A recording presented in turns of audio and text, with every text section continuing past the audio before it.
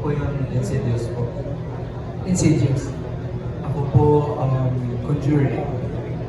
Ako, Shake, Rat, and Roll siya. Yung show ko. Sa akin, same with Conjuring. Thanks guys, thanks baby. Okay, thank you, thank you. Okay, moving on to Mark Magadia from Maganda Ba Movie. Hello guys, ayan, ang question ko lang sa lead cast, ano yung parang may preparation na ba na ginawa? Since magiging parang kayong magdadala ng show, so na-test na ba yung chemistry? May mga ganun na bang process? Can you take us to experience kung paano ginawa yun? Yes po, actually we started workshops before po. And then, actually, Direk was also the head teacher for our workshop. Very hands-on si Direk. And he tells us what he wants. And he's also collaborative. And for me personally, we also read the book, but for me, I played video games, Simon Thriller, so to get that feeling of what if you were alone and you were supposed to fight this monster ayun na po. Yeah, so same as what Hart said. And it's like, there are things that you can do such as, reading, may mga workshops din, things like that. It can definitely help. Pero I think it's very important na kahit walang ganun, like on your own, you still do things that are, parang related to Health University to really embody your role. Okay, so parang ano pala to? Specifically, parang nagkaroon kayo ng workshop for the series din, parang gano'n. Yes po. Thank you. Yun lang. Salamat. Maraming salamat po. Ngayon naman, from Bix Buzz at Abante, we have Bix Almacen. Hi! Hello. But my question, para kay Zeke. Zeke Polina, right? Yes. Ikaw ba, before showbiz, ano yung pinagkakabalan mo? Who was Zeke before showbiz? I like that question. Yeah, Zeke is this just guy or student na focus lang talaga sa studies niya. That's basically it. Sometimes, ang inaabalan ko is gym, working out and things like that. And yeah, focus on school. That's actually pretty much it, yeah. And parang una ka talagang yata sa Mutyanan section ni as the bully. Yes po, I play as Michael sa China section A, yung mga section A dito. So, yeah. Pero ikaw ba, since horror to, ikaw ba madali kang matakot? Depends. Depends na lang. Kung sobrang ganda nung pinapanood, yeah. Pero mostly hindi naman. Okay, thank you so much. We are near the end, ladies and gentlemen. Ngayon naman from Marites University at Hataw, Rose Garcia.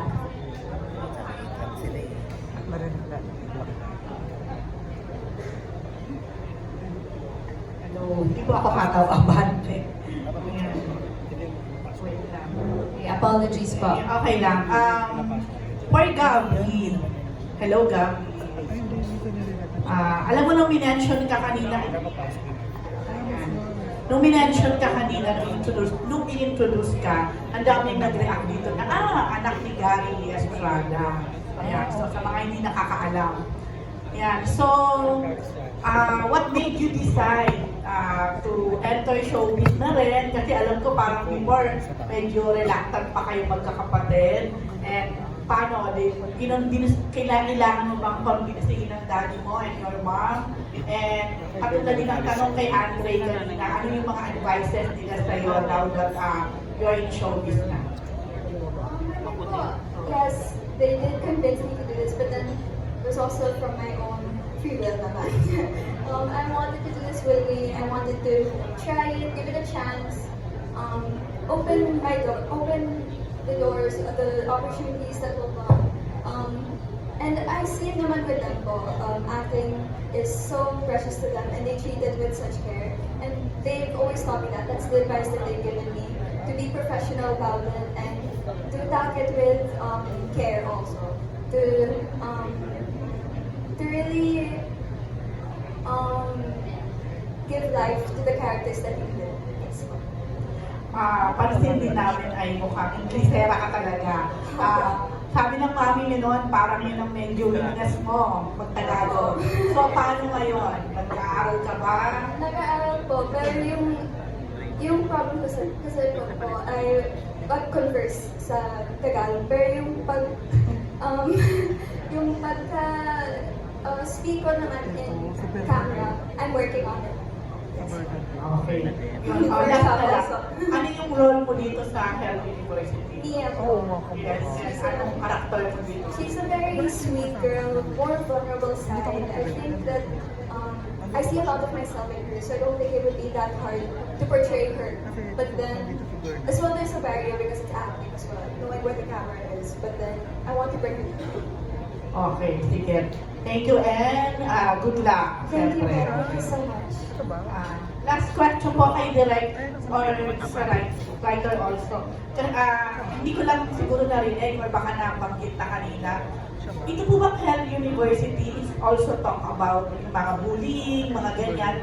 Kaya ba siya nasabing hell when you are in a university? Pwede niyo po ba kaming bigyan ng konting konting kwento about it. Kung dahil na hindi kasi kami masyadong nagbabasa pa ng Wattpad. I think popular siya sa Wattpad. May mga ganong aspeto po na may bullying, maraming bullying na nagaganap dito sa Head University, lalo na towards our protagonists. And pinakatatak kung bakit Head University siya ay dahil sa university nga na ito, ang Nilikani Kid, no, ay legal magpatayan sa certain hours of the day. Ayun po. May dadagdag ka pa. So, yun po, parang po sa Health University talaga, parang dahil kaya mo gawin lahat, kahit bullying, pwede ka pong gumante, walang magbabawal sa'yo dahil bullying ka. Ano ba? Somehow ba nangyayari ito in real life?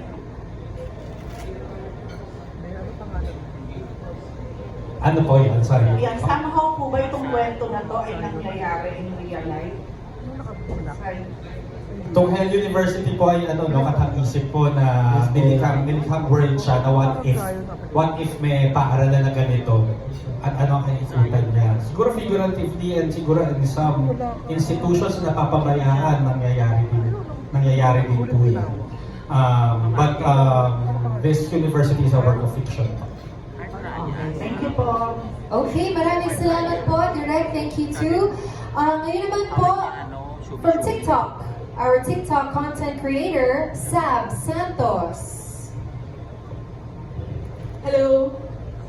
Good evening. So, ang first question ko is for all of the cast.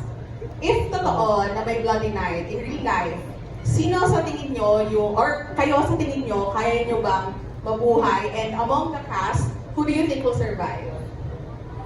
Ano po kung totoong may... Bloody Night. Kasi in the book, Bloody Night. Yeah. Okay. Killing is legal. Sige, let's start here again. Keegan. Really like this question. Okay. For me, siguro kung totoo man yung Bloody Night na yan, isa ako sa susugod without thinking. Isa ako sa, alam mo yun, puro attack lang without any plans. And kung may nakikita ko dito makakasurvive ng Bloody Night, bibigay ko kay Derek yun kasi lagi niya iniisip yung mga plano bago niya gawin yung mga actions. Kung totoo man yung Bloody Night, it's gonna be really fun for me. Kasi, dito, sobrang dream ko yung maging part ng horror series na project. For me, kung pinakamatagal mag-last sa Bloody Night, feeling ko si Andre, tsaka si Keegan, tsaka si Jack. Yung dalawa. If you guys know them personally, grabe. Sila yung pinakatatagal for me. Ako po, to be honest, siguro hindi po ako magsasurvive kasi mahilig po akong, kumbaga pag nakikita ko po yung kaibigan ko, kumbaga nabubugbog or what, for sure ako po yung sasagip nung away na yun. So, for me, ang magsasurvive po dito is of course, si Anna. Just. Si Kuya Lance. Yeah.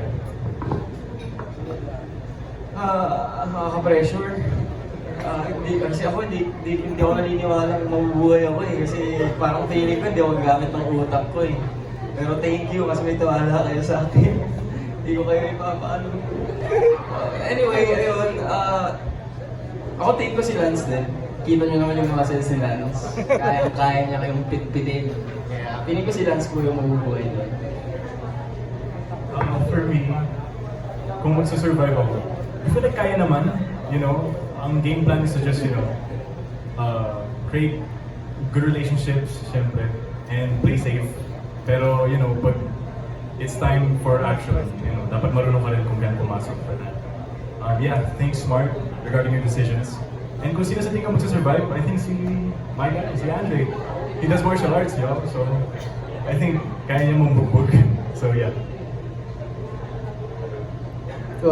Yeah, it'd be interesting to be part of a bloody night, and I mean, there's no promises if you're gonna survive, pero I think, yeah, I'm gonna survive, and feel ko pinakatatagal si Aubrey. Kasi paprotektahan ko siya. Wala akong di ako papayag na may pumatay sa kanya. I think, kung may magpaprotect ako, survive ako. Pero on my own, I think I will not survive.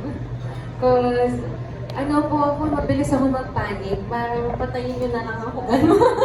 Minsan, mataranta ako, ganyan. So yun, pero natry kong lumaban. Gano'n naman. Pero sa tingin ko magsusurvive, I think Lance. Because he has the brains and the body to fight. Okay lang. For me po, no talaga, hindi ko talaga ako Sino magsasurvive, Mark? Sa Peppa? And then when I panic, parang my brain goes, Yung mga sinasanda ng... kung sino ang pinakatakot si Andre. Kaya tinanong ko lang. Explanation needed, na-explain na nila lahat. For me, I think same with the girls. Survival instincts of a fly. But maybe I can survive by hiding. Because everyone said, guys, I think Jem will survive. The longest. Ako, I feel like hindi rin talaga ako magsusurvive. Like, siguro pansin nyo naman talaga. Hindi talaga ako magsusurvive doon. And feeling ko yung magsusurvive doon is si Andre. Sa'yo na talaga to. For me, kami gulat ako dun sa answer ni Gabby. But I feel like I would survive on Bloody Night because I'm someone who thinks before they act. So I kind of have a strategic mindset in a way.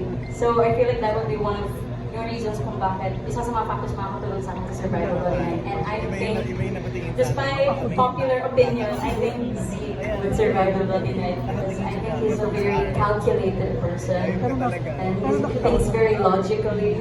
So yun ang mga bagay na kailangan mo survive.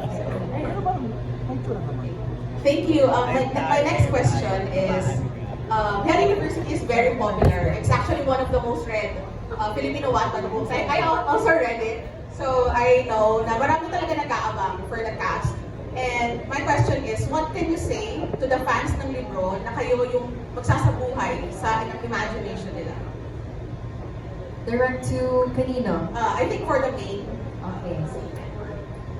Yeah, so to the fans, please abangan nyo and support the university. Yeah, one thing I can assure you guys is that tinatry po namin talaga ang best namin para magambala ng role properly. Working very hard. And yeah. Yes, and we would also will be faithful to the stars. Yun lang po. Thank you. Great, thank you so much. Next from the Inquirer, Alan Policarpio. Hi, good evening. For the cast, I'm just curious what kind of student life you had. Did you have a good student life or did you face academic pressures? Meron mo sa inyong had to juggle showbiz and school? So let's take a few answers na lang kung sino may sagot or to everyone. Okay. Sige, let's start with Jemima. For me, my student life was, I would say, it's not very chaotic, but I would say that it was very hard because, dito pala bump ko. Hindi ko sinabi sa parents ko before that I was actually working while I was a student. So I worked like freelance model. So I had to juggle that because I wanted to pursue that kind of passion, being in that kind of industry that led me here right now. So ako, I would say me as a student, I would say I was very carefree. But at the same time, I never neglected my studies. So yeah. Ako, when I was a student, super happy lang talaga ako as a student. As in, ini-enjoy ko lang kahit yung mga teachers ko, friends ko sila. Hindi ko alam bakit naging ganun yung connection ko sa school ko. And since nursery ako, yung friends ko, till today, sila pa rin yung friends ko. Kahit malayo kami, like, nasa province sila, whatsoever.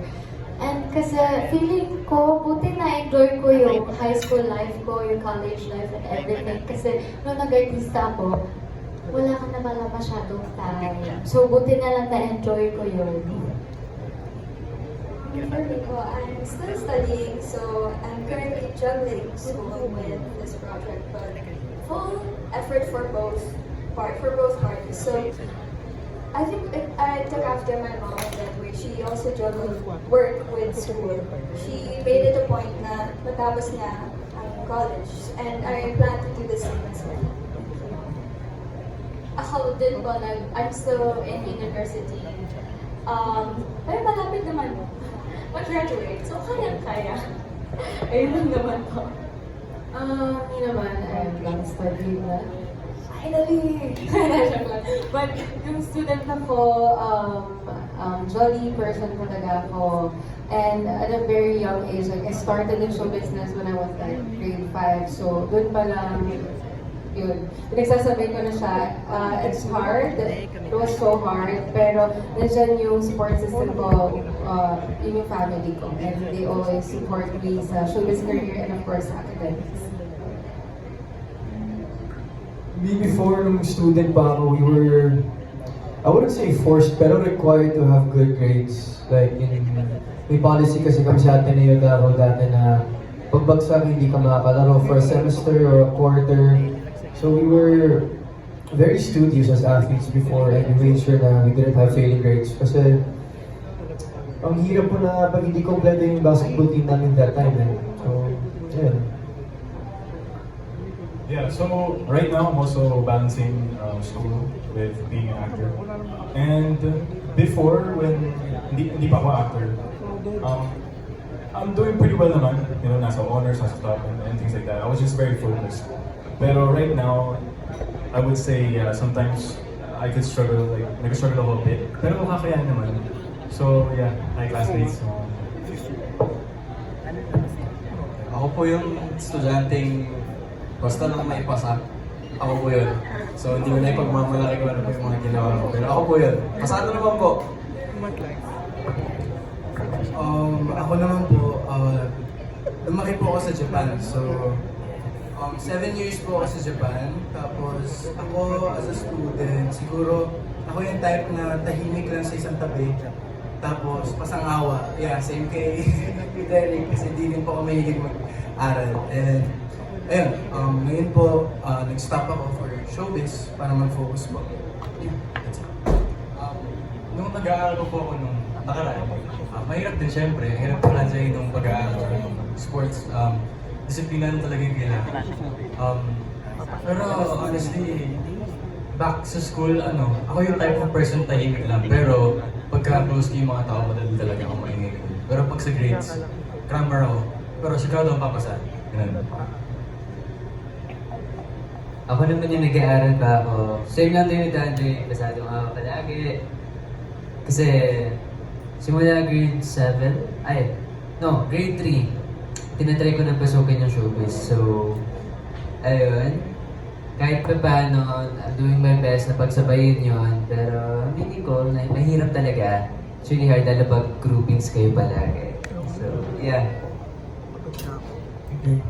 Okay, thank you so much. Very interesting to know the background of our cast na iba rin estudyante pala. Thank you so much for that. And last but not least, from Anong Ganap, we have Erwin Ogawa. Hello, kay Lance at kay Aubrey. Since nauna na kayong mag-lead sa isang series, ano yung best advice niyo para maging successful ang isang partnership o isang lab team? Best advice niyo? Lagi namin ito nasasagot sa mga presto namin ni Aubrey na if you have a partner, it's really best to be honest with each other para you're not gonna have awkward moments, you're gonna work together freely, and you just talk to each other, kamusta na yung isa't isa. Pero there's no problem with being honest naman. So, Yes. Aubrey.